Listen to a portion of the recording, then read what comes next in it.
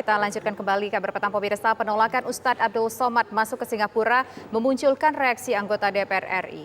Mereka meminta agar pihak Duta Besar Singapura memberikan klarifikasi terkait hal tersebut. Pendakwah Ustadz Abdul Somad atau UAS ditolak masuk ke Singapura. UAS juga tidak mendapat alasan penolakan dirinya masuk ke Singapura setelah dikembalikan ke Batam pada Senin sore dan dinyatakan tidak layak masuk Singapura. Hal ini mengundang reaksi anggota Dewan.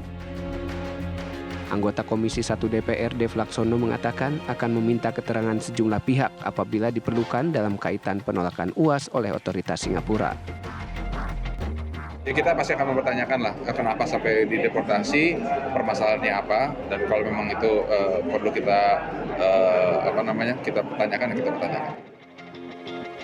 Sementara itu, fraksi PKS mendesak Dubes Singapura memberikan klarifikasi terkait penolakan UAS ke Singapura.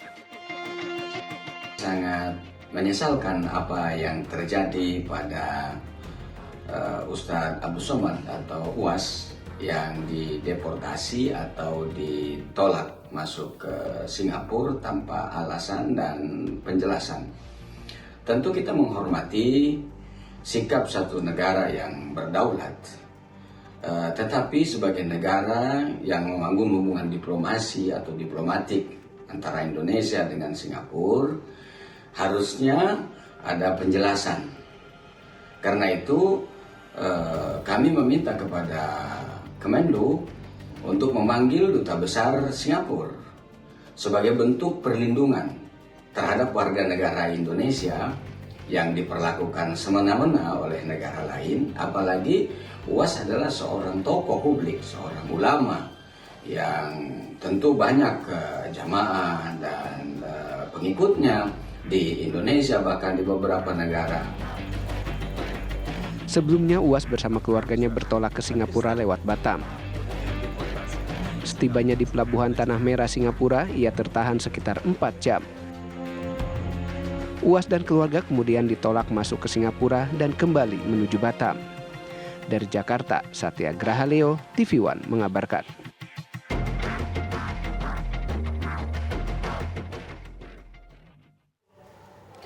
Apa sebenarnya yang terjadi dengan Ustadz Abdul Somad dan mengapa ia berada di ruangan 1x2 meter itu?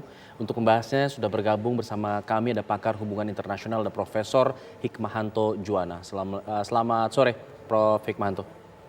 Selamat sore. Prof, melihat insiden ini atau kasus ini, Prof melihatnya penolakan terhadap UAS ini sebagai suatu hal yang biasa dilakukan oleh sebuah negara atau memang suatu hal yang memang perlu dipertanyakan? Pertama yang kita harus pahami ya, bahwa boleh atau tidaknya warga negara asing masuk ke suatu negara adalah masalah kedaulatan dari negara tersebut. Itu yang pertama. Okay. Dan negara tersebut tentu punya aturan-aturan yang ada. Seperti kita di Indonesia ada Undang-Undang Keimigrasian, ada pasal 13 ayat 1 yang menyebutkan alasan kenapa dalam Undang-Undang Keimigrasian seseorang warga negara asing tidak diperbolehkan masuk ke Indonesia. Ada sejumlah alasan. Yang kedua yang kita perlu pahami adalah penolakan itu tidak dilakukan, tapi petugas imigrasi yang ada di lapangan. Karena petugas imigrasi itulah yang punya dan diberikan diskresi untuk menjudge apakah seseorang itu boleh masuk atau tidak boleh masuk. Jadi dugaan saya kalau misalnya Ustadz Abdul Somad ditolak untuk masuk ke Singapura, itu memang petugas imigrasi yang ada di situ. Dan petugas imigrasi itu dugaan saya dia melakukan koordinasi. Nah, ketika melakukan koordinasi dia bisa menggunakan berbagai cara untuk mengatakan bahwa memang yang bersangkutan itu tidak boleh masuk. Ya.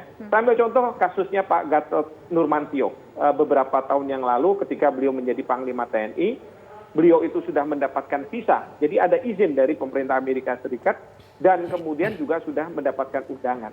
Tetapi ketika beliau akan berangkat, diberitahu bahwa di Amerika Serikat ada sistem imigrasinya yang bisa terkoneksi dengan salah satu di Dubai supaya pesawat itu masuk ke sana. Itu dikatakan bahwa Pak Gatot ditolak untuk masuk. Padahal ini ada undangan resmi dari pemerintah yang dari pejabat yang tingkat tinggi. Ya, itu yang saya katakan bahwa ini subjektivitas dari petugas imigrasi. Dia tidak melihat jabatan, ketokohan dan lain sebagainya. Ya, tetapi dia misalnya mendengar sesuatu lalu dia konfirmasi lewat sosial media dan lain sebagainya, lewat berita-berita. Mungkin kan sekarang ini mudah sekali untuk mencari berita dan sebagainya. Ya. Lalu atas dasar itu dia membuat keputusan untuk tidak bisa menerima. Prof, Dan keputusan itu udah final, nggak bisa diganggu-gugat juga, karena pasti di negara tersebut mengatakan bahwa si pejabat imigrasi ini, seperti juga di Indonesia, punya. Prof, biasanya alasan-alasan orang itu ditolak apa aja, Prof?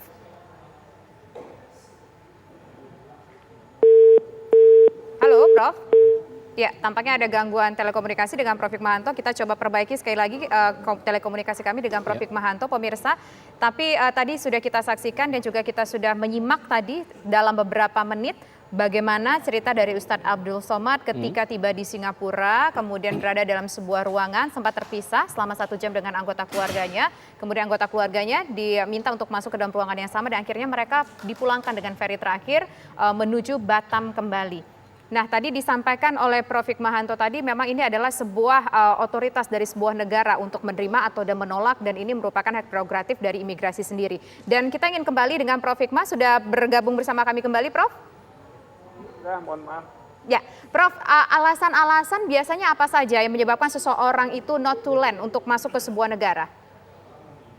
Ya, macam-macam. Seperti kalau di Indonesia saya perhatikan di pasal 13 ayat 1 Undang-Undang Keimigrasian, mulai dari masalah apakah yang bersangkutan masuk DPO, ataukah masalah kesehatan dari yang bersangkutan, atau keterlibatan dalam suatu hal, atau mungkin juga punya niat yang tidak baik terhadap negara tersebut.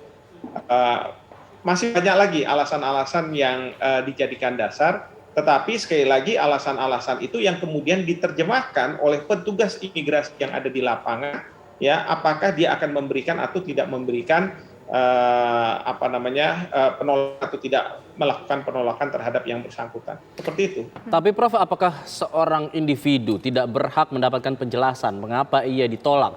Kalau memang dia ditolak, Ustadz Abdul Somad mengatakan kalau ditolak ya dari awal saja, saya tidak perlu terbang jauh-jauh atau menyeberang jauh-jauh begitu. Ya, ketika beliau terbang dari Pekanbaru sampai Batam, itu kan masih dalam wilayah kedaulatan Indonesia. Ya, belum sampai Singapura. Dan perlu diingat, masuk ke Singapura bagi kita warga negara Indonesia, kita tidak perlu membutuhkan visa kerja atau visa untuk pariwisata, sehingga penolakan itu memang harus dilakukan di tempat pemeriksaan imigrasi di Singapura. Itu yang disebut sebagai ICA. Jadi ICA itu yang terus kemudian otoritas keimigrasian di Singapura yang menentukan apakah yang bersangkutan ini bisa masuk atau tidak. Jadi kalau misalnya memang jauh-jauh itu, karena kita nggak ada masuk Singapura, nggak ada sistem visa pertama, dan yang kedua ya selama beliau dari Pekanbaru sampai Batam nggak ada masalah. Tapi yang jadi masalah itu kan dari Batam mungkin naik ferry ke Singapura, sampai di sana, sampai di pelabuhan, itu yang kemudian jadi permasalahan, ya, karena ketika masuk pelabuhan itu, nah, ditolak di situ, terus minta untuk kembali untuk kembali ke Indonesia. Seperti itu. Prof, tapi kan yang keberatan dari Ustadz Abdul Somad, kenapa tidak diberikan penjelasan? Kalau saya ditolak, apa alasannya? Toh berkas-berkas saya sudah lengkap. Apakah seorang warga negara punya hak untuk mendapatkan jawaban kenapa ia ditolak untuk masuk negara? Tidak ada kewajiban bagi negara yang menolak untuk menjelaskan alasannya. Jadi ketika misalnya Pak Anwar Ibrahim dari Malaysia masuk ke Jepang dan ditolak ke Jepang, nggak ada alasan. Pak Gatot Nurmantio seperti itu, bahkan Pak Prabowo sebelum beliau jadi Menteri Pertahanan juga tidak ada alasan. Dugaannya berkaitan dengan pelanggaran HAM berat dan lain sebagainya. Tapi negara tersebut tidak perlu memberikan alasan, karena itu sekali lagi masalah kedaulatan dari suatu negara. Ya, tidak ada juga lembaga banding yang kita bisa pergi lalu mempertanyakan bagaimana ini dan lain sebagainya.